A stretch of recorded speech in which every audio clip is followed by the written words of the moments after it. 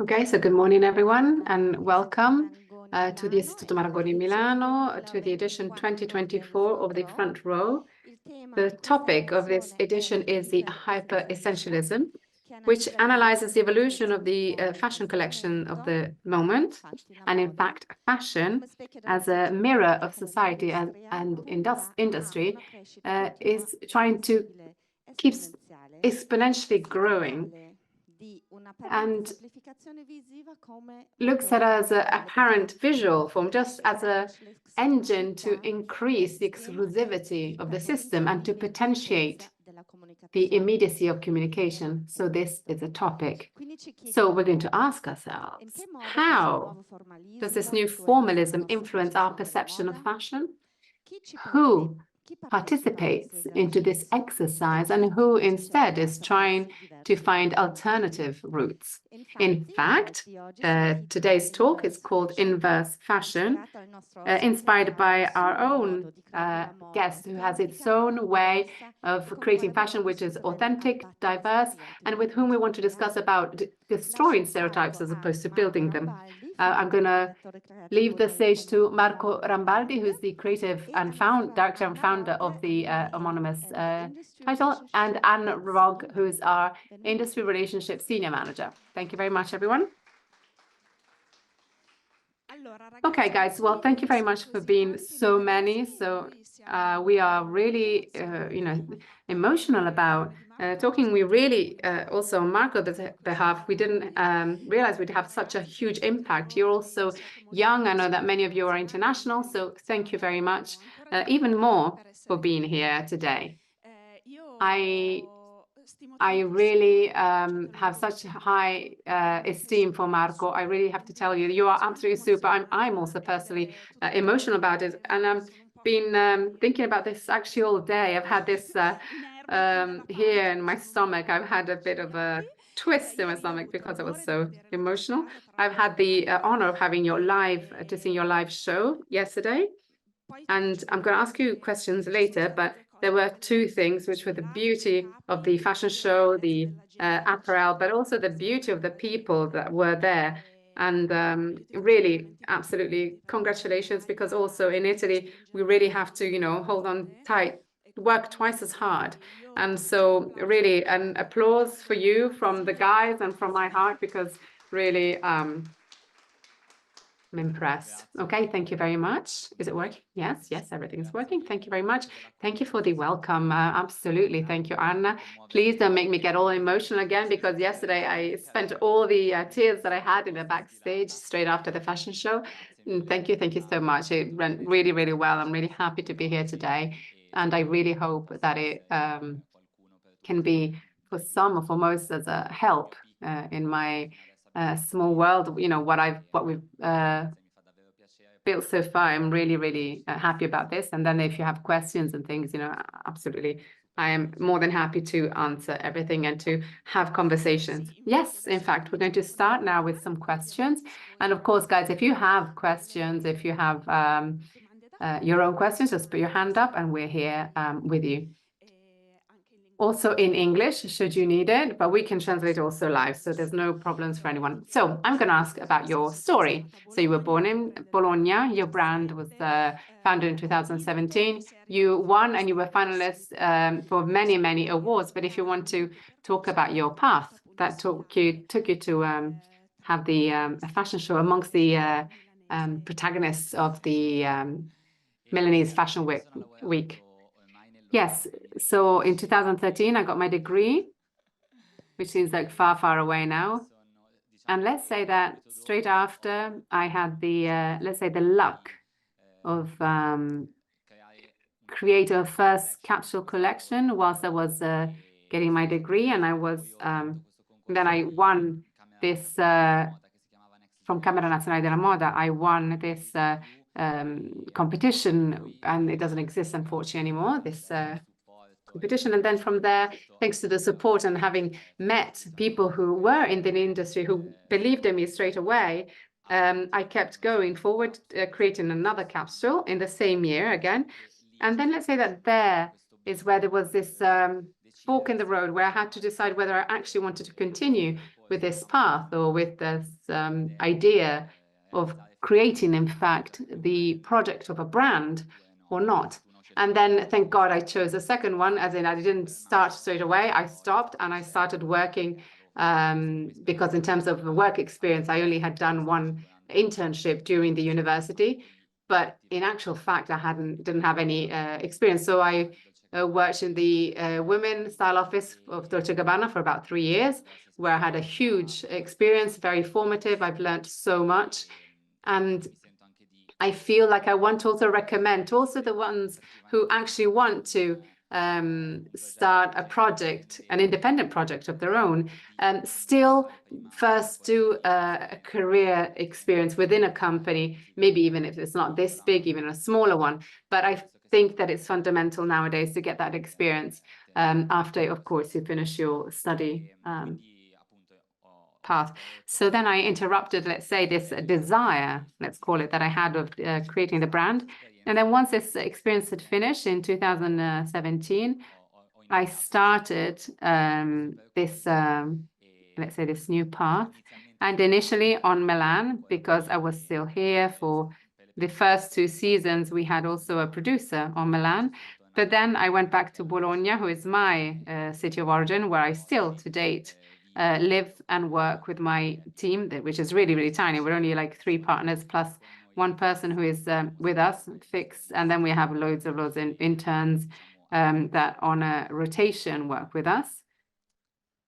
And then let's say that the choice of Bologna is most definitely one, my own personal wish, because it's my town, my city. It's where everything was born, really. So the brand project was born there. And Bologna is one of the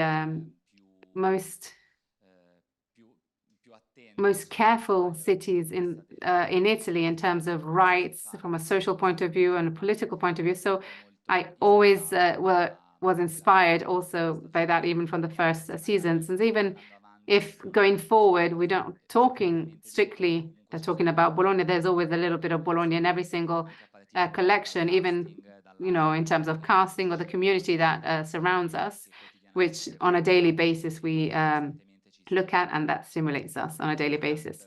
And then also for a economical reason, because to have a space that's more or less big that we can have in Bologna, it would be impossible to have the same in Milan, because ours is a brand that is still 100% independent. And as quite rightly you were saying before, in Italy, it's really, really hard to be able to go ahead and achieve objectives by being so independent.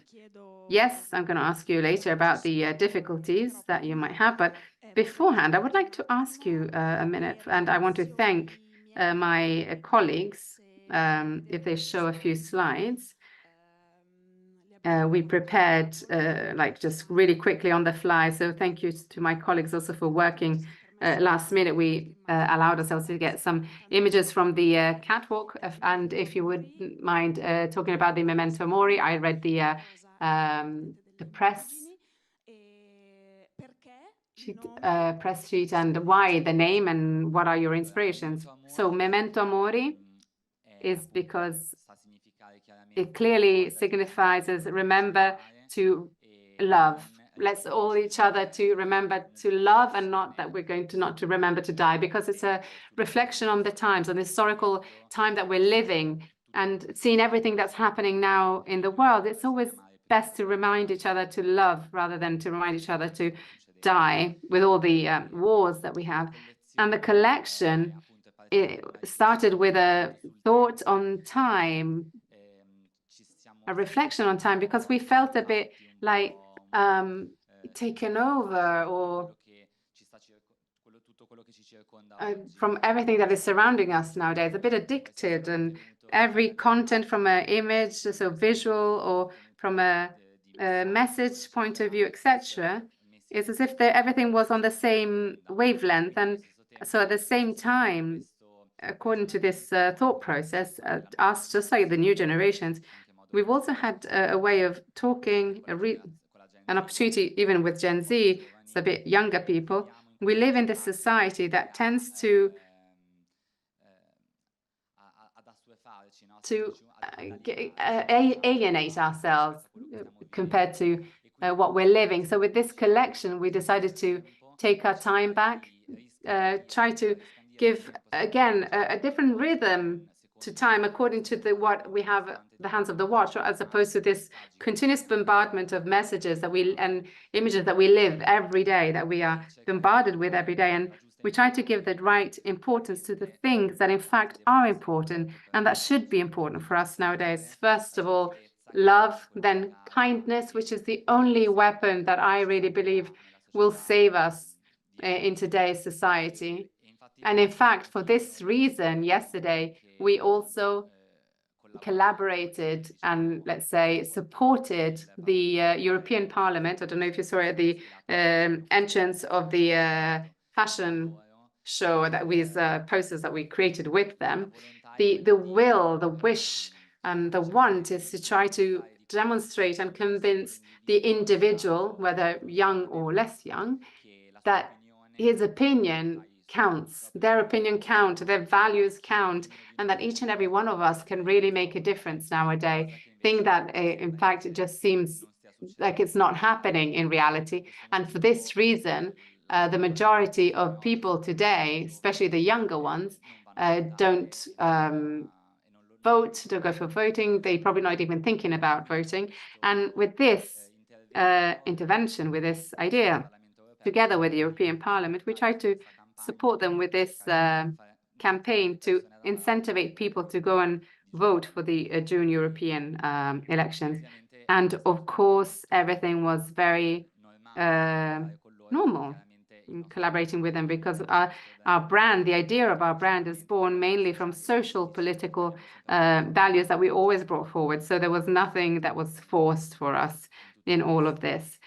And let's say that, yes, just to finish on the mood of the collection, because I was a bit going off topic now, but starting from time, etc., the collection then has taken a certain idea, and then we've worked on two parallel worlds. On one side, we have the world of the ordinary, of the routine, of the day-to-day, which makes us a bit, alienates us a bit from this society. So in yesterday's mood, we had some references like Monica Vitti in Red Desert, or After Hour by Martin Scorsese, where they changed and they brought forward topics that are linked to this. So in the feeling alienated by the social context in which they live.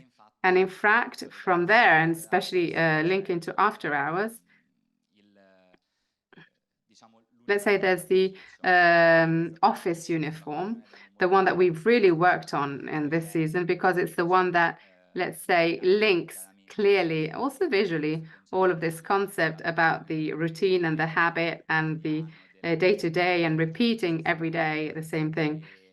So we did a study on the volumes, on the constructions of the outerwear, of the male line, of the caban, which is always or often in collections combined or matched with longuette and top, which, because let's say it's a bit of this stereotype of this uniform, this office uniform, which, however, then we have always destroyed, or we've worked on these wrong details, let's say, that would break this concept. And under these such rigorous male outerwear, that we would insert maybe like crochet pieces or top pieces made with Swarovski, which leave anyhow the naked back, or these ribbons that would get everything dirty or make everything a bit more dirty, recalling the second world. So that's why I was talking about the two parallel worlds earlier. The second world, which is closer to our imagery, so what we've always brought forward, so the freedom and also the sexual freedom. And in fact, we have images of Elisetta Carmi of the 70s, which she had photographed for the first time, the transvestites in Genova, then in Piazza del Campo, and then Bocca di Rosa and Via del Campo were two songs by Fabrizio De André, who dedicated to them. Also in terms of a social revolution or upheaval or political revolution for these people who were completely ignored compared to the day-to-day society that they were living in. And unfortunately, this is happening today still, a bit less if you want, but still it's happening today. And so there's all this part linked to the feeling free in expression according to the aesthetic feelings of how you want to get dressed and of the reality in which you live. So these were a bit the topics that say that then we mix within the silhouettes where we then have, even in this case, for example, underneath, there isn't a underwear top, but there are rainbow hearts in a jacquard knitwear, which have become a bit the color of the brand, which have broken the male break with a twin set on men, and which recalls also the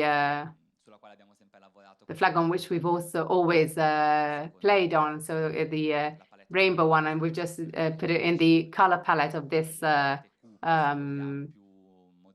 a bit more subdued colors of this one, because we didn't want to work on bright color this time, because it reflects what we are doing today. So I felt today that I wanted to work more on these gray tones and rather than these pastel colors of the knitwear. In terms of knitwear, this is my own curiosity, and I thought about this whilst we were talking. It's something linked to a familiar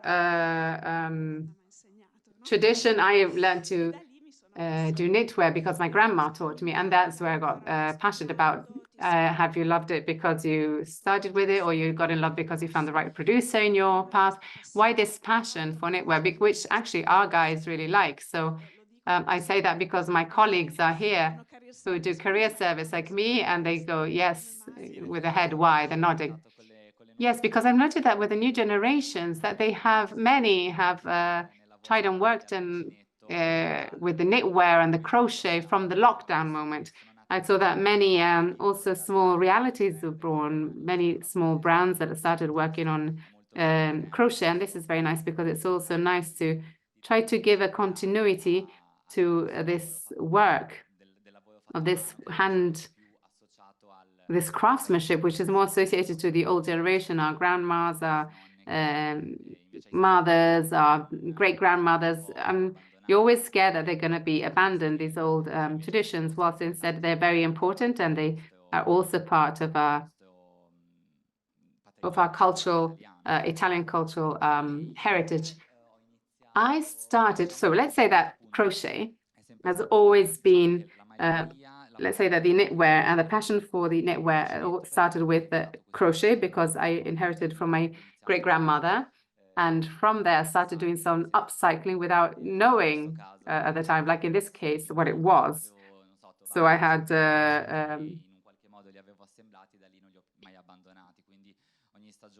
doilies or tablecloths, and I started doing them. And from there on, they always were present in the collections in different ways.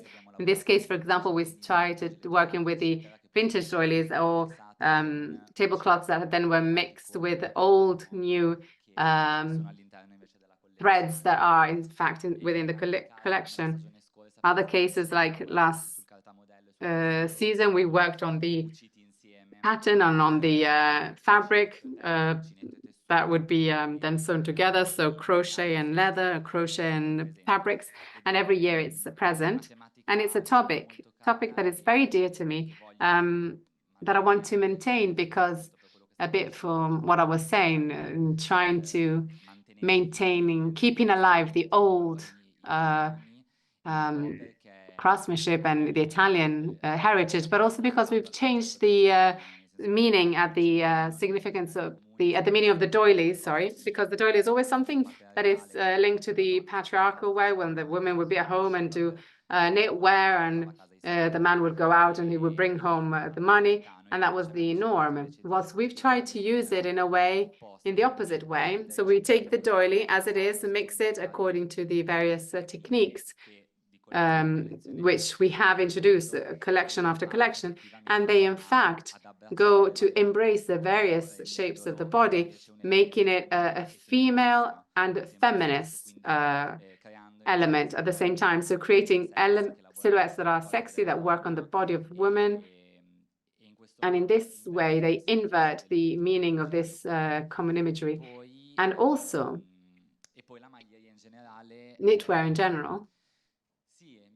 Yes, I don't know. It's always been something that has always been from the first season. It was always more natural for me to work on knitwear, maybe because I also was very lucky in having the possibility straight away to work with a very valid knitwear company. And, you know, and in fact, you always see one person coming out, but actually behind one person that comes out, there is a whole world of people that are behind, a whole world of people that give, that make available their know-how, their capabilities and everything. And so if you don't have someone who, in fact, marries your cause and marries your project, then it's very difficult to emerge. So maybe knitwear for me was a bit easier straight off because I had the right people with me who married the project. Then, of course, slowly but surely I found also the one for the fabrics, but not immediately. And maybe that's why the knitwear was straight away understood. It was a bit easier to understand for the core of the brand compared to the rest. And also knitwear because, let's say, it's comfortable and it really hugs the shapes of the body without constrictions. So let's say it adequates, it moves a lot easier around the body. It models itself around the body a lot easier.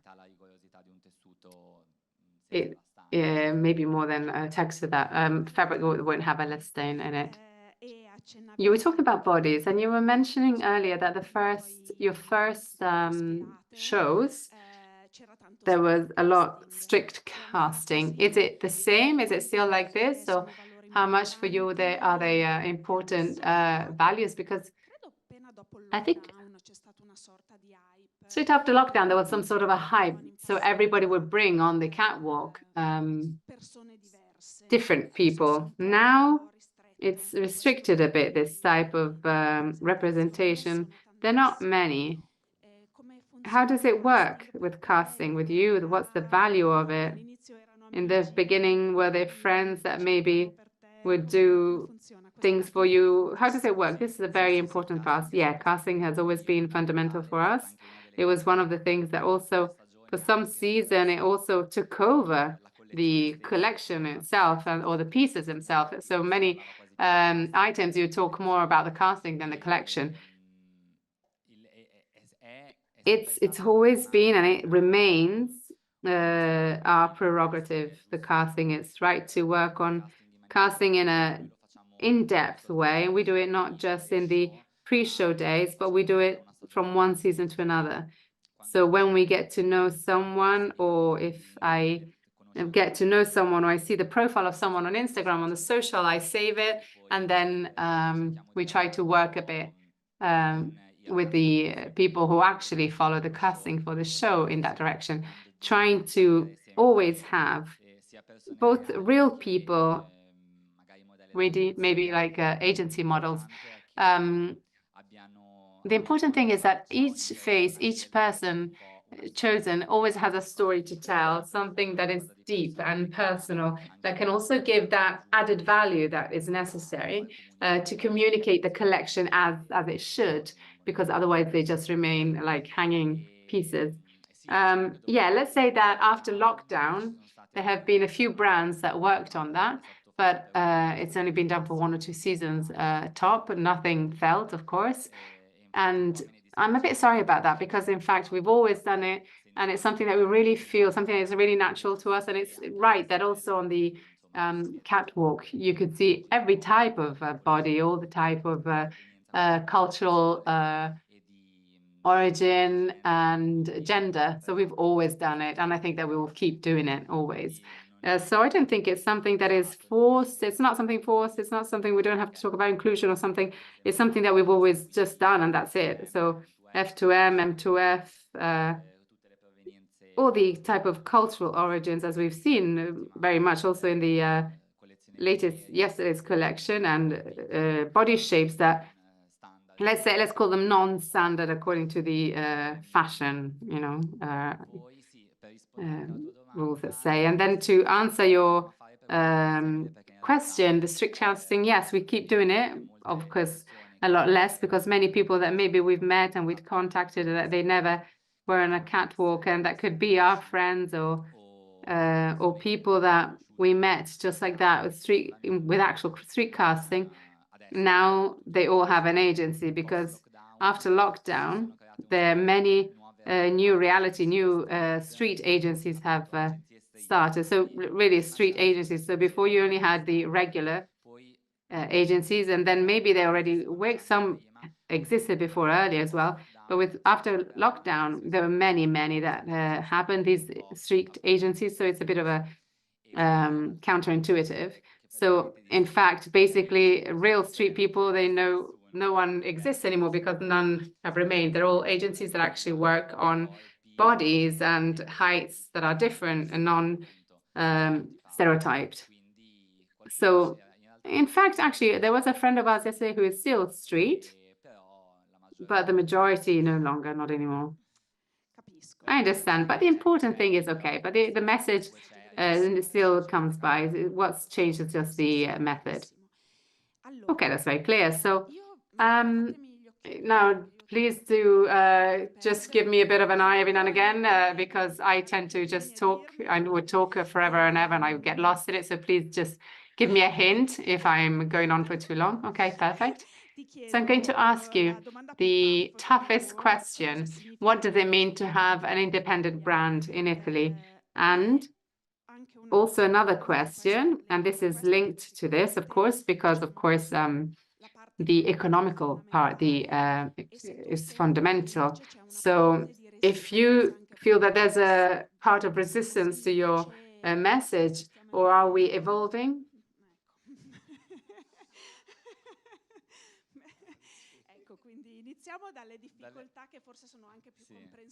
Let's start from the difficulties, because it's not very easy. It's not an easy nation, this one, from this point of view.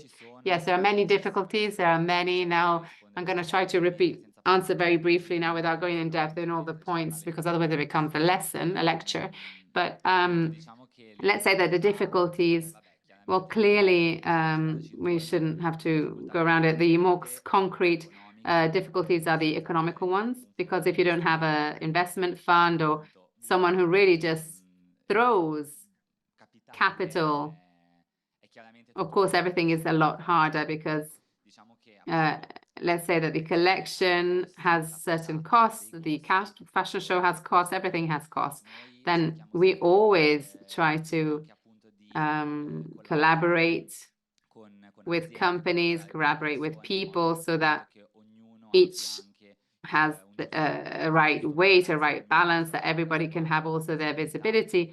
And so we always also try to find alternative routes. In the last season, we also did some kind of a barter with a company. So we did a mini consultancy for something, and in exchange, they did some knitwear and things for us. So it's not wrong, I don't think. It's right, in fact, that we could also join forces, because it's also nice to not always have to work with the standard methods that they've taught us, that they got us used to, actually. So this is one case over 100, let's say. And then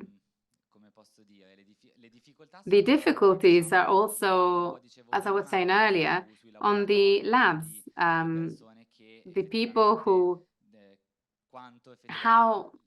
so the workshops, so the people, the artisans, the craftsmanship that work with you, how much they believe in you and your project, because it's happened.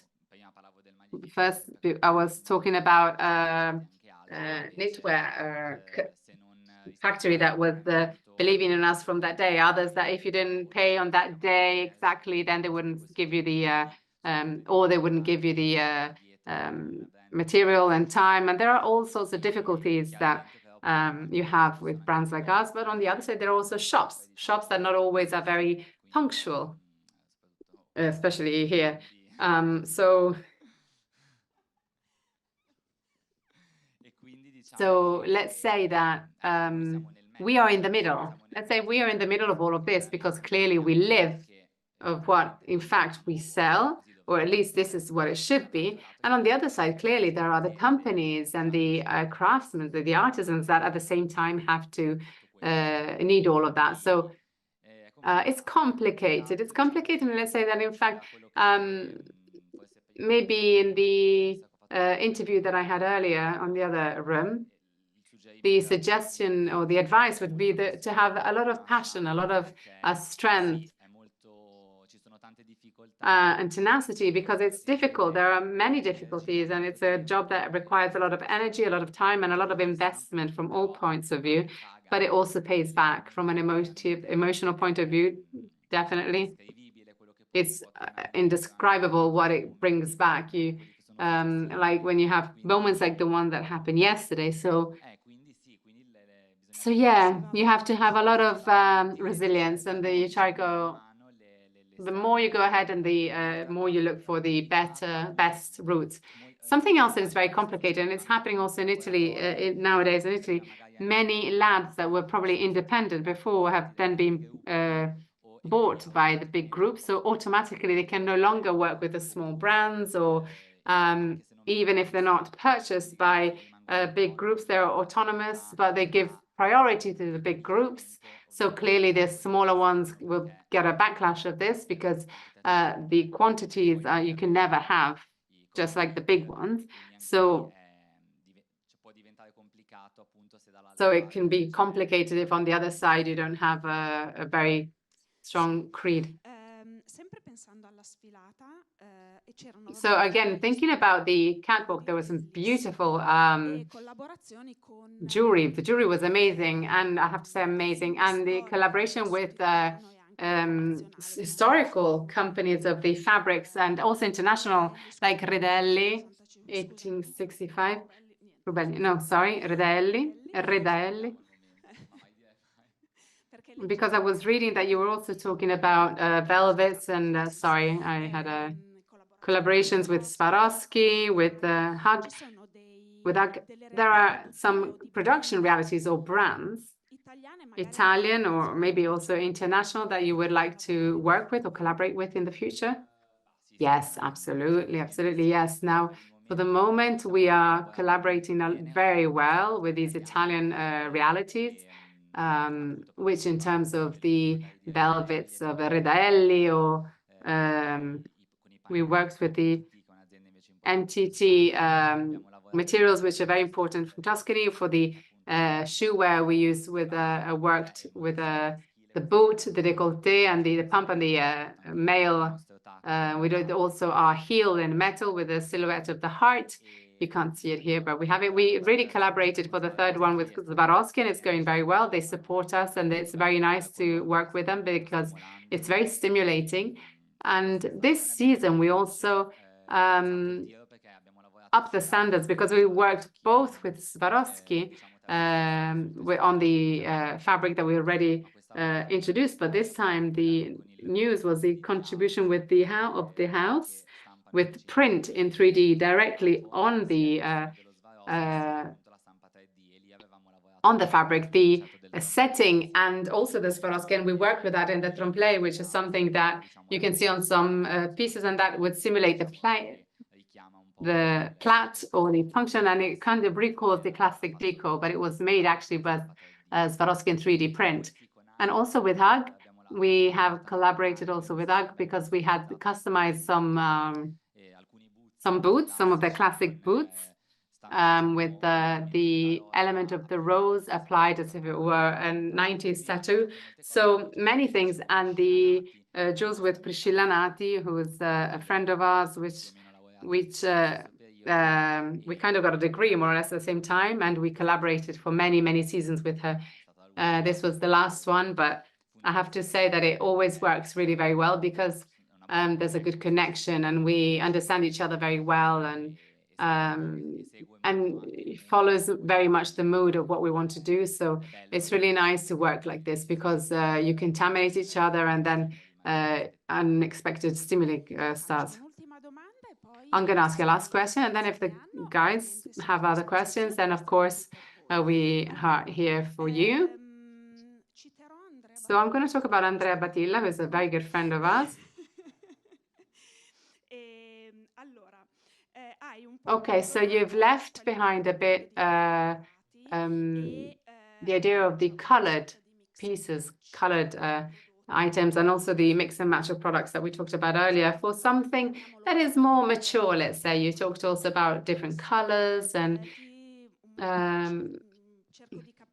I'm trying to understand a bit better and to go more in depth and also link to the topic of this moment of talk and the talk cycles that we're doing with the guys. Is there something that is historical, or is it more of a maturity towards a different consumer, or your own personal maturity, or a wish of your own to move away from certain more young kind of schemes that were more, I'm saying young in terms of the brand? Well, maybe both things, meaning that maybe the second, having also spoken with Andrea, having read his posts, it's probably also that. It's probably also maturity, our own maturity on also being where we grew up away from, where we've grown up from the use of color. And from the beginning of the collection, we set up with a palette that was immediately more, let's say, subdued compared to the rest, because fashion, I think, also has to be a mirror of society, a matrix of society. So it has to reflect what happens on a daily basis and the future. And I don't think we can see a really pinkish future. Not even the contemporary is very bright. So automatically this collection, although as usual it has, because I mean, I think that we have the need to dream and to go ahead and to keep going and build ourselves a better future, this still has the positive messages, but it still starts from the brutality of the reality of the everyday life. And so the color palette has been built on different nuances of gray, of brown, of black, which normally actually are not colors that you would associate so easily to our brand. But on the other side, there's also balance, because it's always, again, they talk about the two parallel worlds of the mood.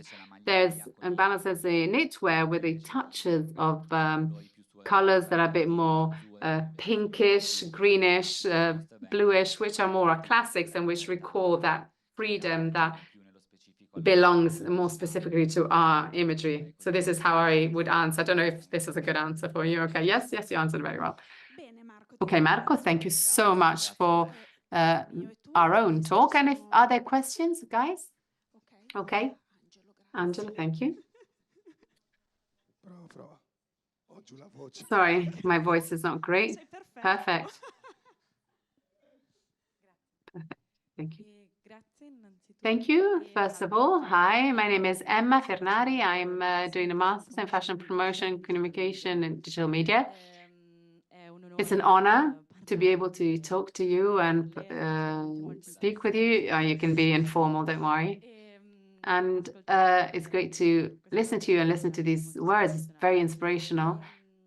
My question has to do with what was said earlier. So I heard you say,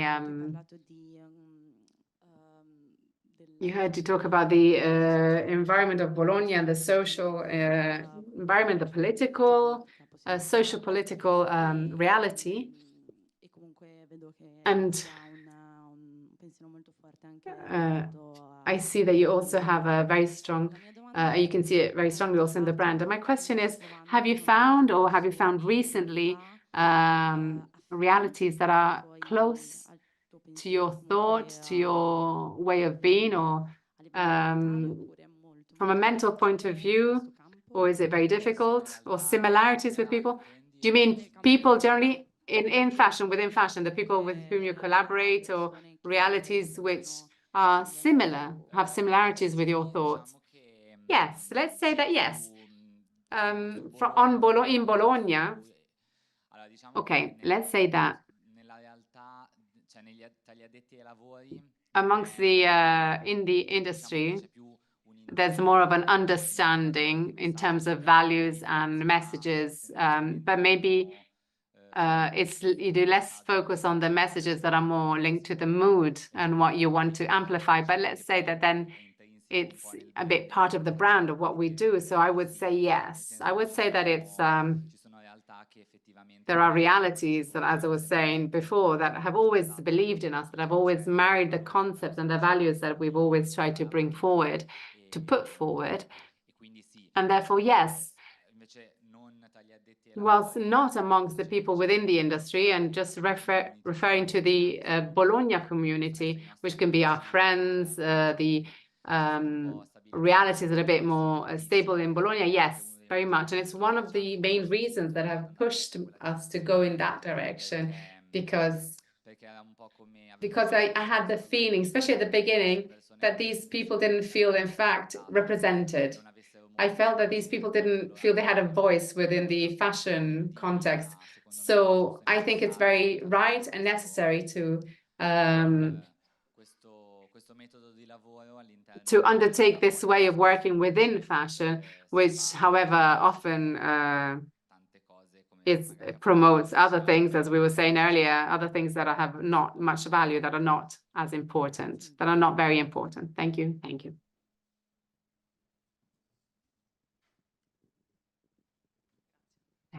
Hi, so I am Eugenia, and going back to this question, and you talked about alienation earlier, and this great thing that angst me as well, who I'm very young, and you working on the inside, or in one of the roles that are more within fashion, how do you find it also in your personal world? How do you find a balance between this world that is very much appearing?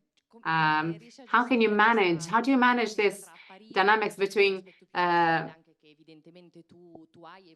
appearing and all this entrepreneurial aspect that you have and that everybody else? And, you know, I have difficulties. I work a lot more on socials. It's all a lot about appearing. And when I want to communicate the values, it's very difficult to find the right balance. So I'm really curious about this. I don't frequent it. I don't do that much. So, in fact, the fact also of staying in Bologna, being in Bologna, really helps me to have a right balance, because with me not being fixed on only just being in the industry, only just being within fashion. I mean, this is just a joke, because of course I have a lot of friends within the fashion context, but also from a point of view of creating the mood and the concept and various projects, being in a reality that is very close to Milan, but at the same time so far, also helps you to be able to read reality in a less conditioned, you know, in a way that you're less conditioned. So maybe this is it. And also attend or be with people that don't just work in fashion, which is something that actually, if you were in Milan or Paris, and of course I'm talking within the industry, it can become a bit more complicated not to get out of it, to step outside of it every now and again, because it's you might lose yourself a bit. You might lose your thought in the way you want to communicate your own projects. So this, yes, I think this is. Other questions?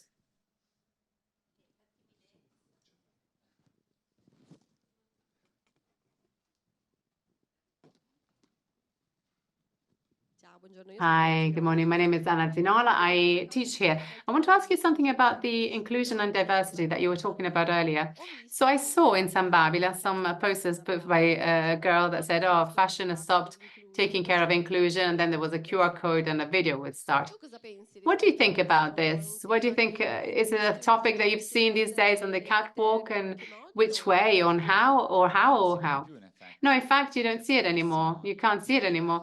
In fact, normally there's always after the fashion weeks on Vogue Business, there is some sort of a classification, this kind of ranking, or where they study or what's a percentage or a survey, which percentage of body normal, of curvy, which is a differentiation that I don't like too much anyway, for what I was talking about earlier. But in fact, it's quite true.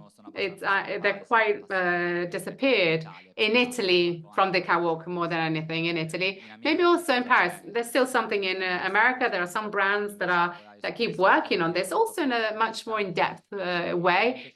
And it's such a shame that we don't do it here. For sure. Yes, I mean, we know there are many thousands of reasons here as well. First of all, not always what you show on bodies that are not standardized is sold. You can't often sell that, and it's very bad, but it's true. And also the other reason is that from a planning creation point of view of who's behind the work is a lot more expensive, because unfortunately the size 40 or 38 are like the traditional regular sizes that you develop the sample size with, etc. And you do the size development before going into production. Is an extra cost. We do it also because, although we're not Dior, because we believe in it, because it's right that it is like this, and it would be ridiculous to impose a 38 size on a 46. But maybe some do it also for this. I think many don't believe in it so much, and it's a bit of a shame, because actually it should be something normal, no? I agree.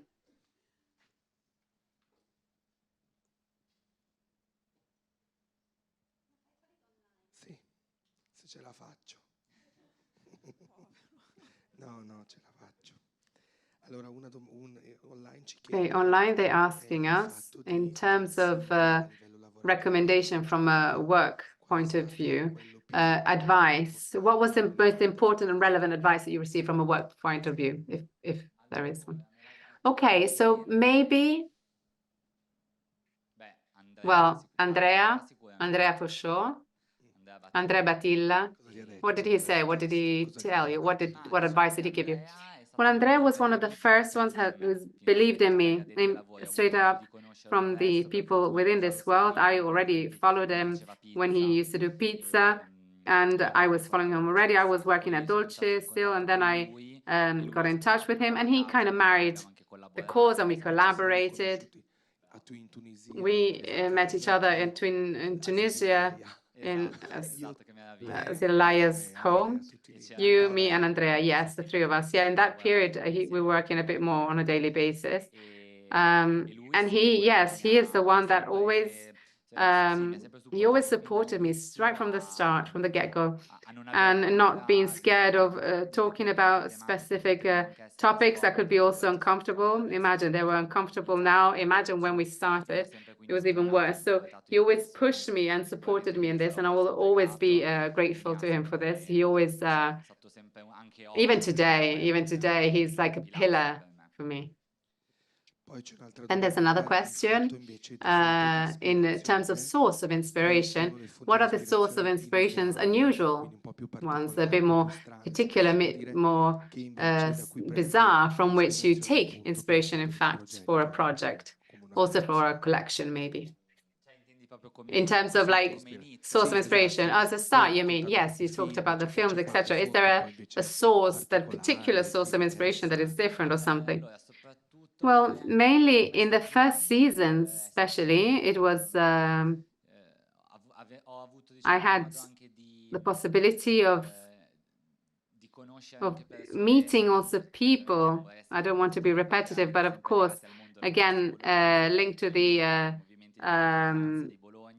Bolognese world of the MIT movement of trans movement, and Vaccarelli, who was one of the first trans activists in Italy, that we did a short film also with Andrea in a location near Milano, where they also filmed the night, La Notte, with Monica Vitti. I don't know, I'm sorry, I'm with all these references of film references, I don't want to make a bit of a mess, but so yes, let's say that was the unusual things, like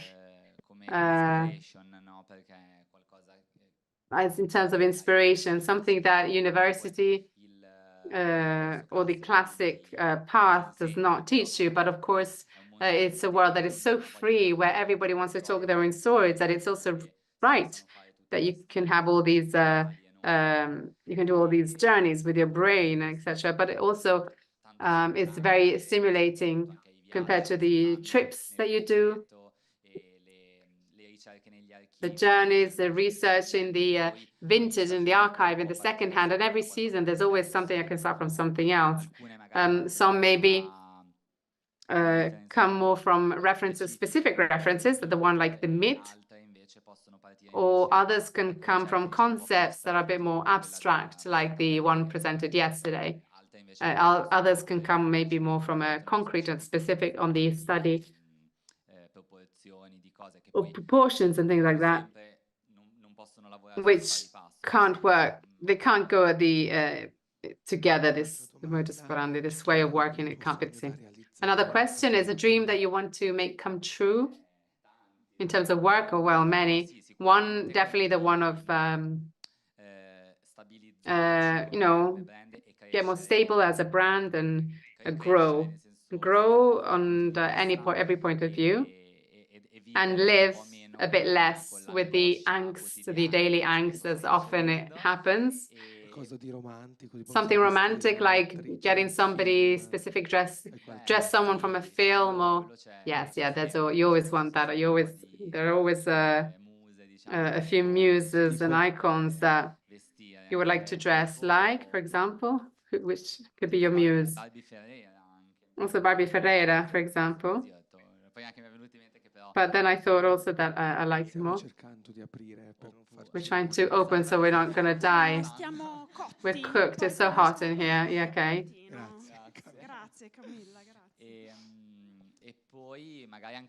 Maybe also the creative directions of another brand if we want to talk about dreams. Why not? Why not?